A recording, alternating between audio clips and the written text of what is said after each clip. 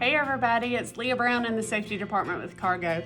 I've had a couple questions about splitting your sleeper that I wanted to go over. A couple issues that we're having, and hopefully this will help touch a lot of people all at once. When you're splitting your sleeper, the key is you gotta have 2 periods that added together must be at least 10 hours.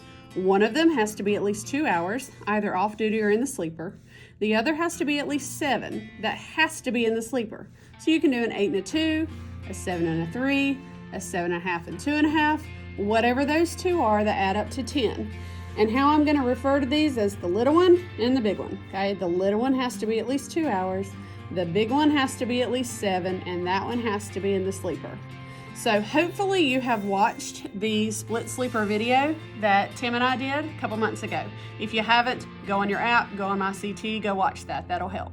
But just to recap a little bit about splitting your sleeper, let's say I started out after a 10-hour break. I drove for 5 hours. I took 3 hours off. I can only drive 6 more because these two added together cannot be over 11 hours. Okay? Once I'm done with that, I can take the rest of my break, okay? And that has to be the long period of at least 7 because these two added together have to make 10. Then I'm stuck in this pattern forever and ever and ever and ever until I get a whole 10. I've got 6, I can do 4 more to make 10. See, I'm in my separate breaks, okay? These two added together have to be at least 10. The issue that we're having are people, especially when they're going home. And here's what you can't do. When you're going home, especially on a Friday or Saturday, maybe you're taking a break in the middle of the day at a customer. 2 hours, 3 hours, and you have the box check that said will pair SB. What that does is exclude this time from your 14-hour day.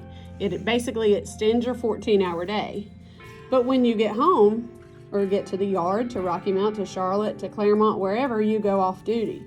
Well, as you can tell with the split sleeper, I have my small piece. I don't have a big piece to pair it with because the big chunk has to be at least 7 hours in the sleeper. I cannot pair this off duty with another off duty, even if it's 34 hours. If you're splitting your sleeper, you gotta have a sleeper to pair it with.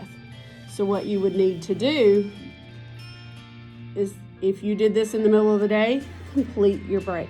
So when you got home, you have to complete this split in the sleeper before you go off duty for the rest of your time. So what you have to remember, that will pair SB button is a promise.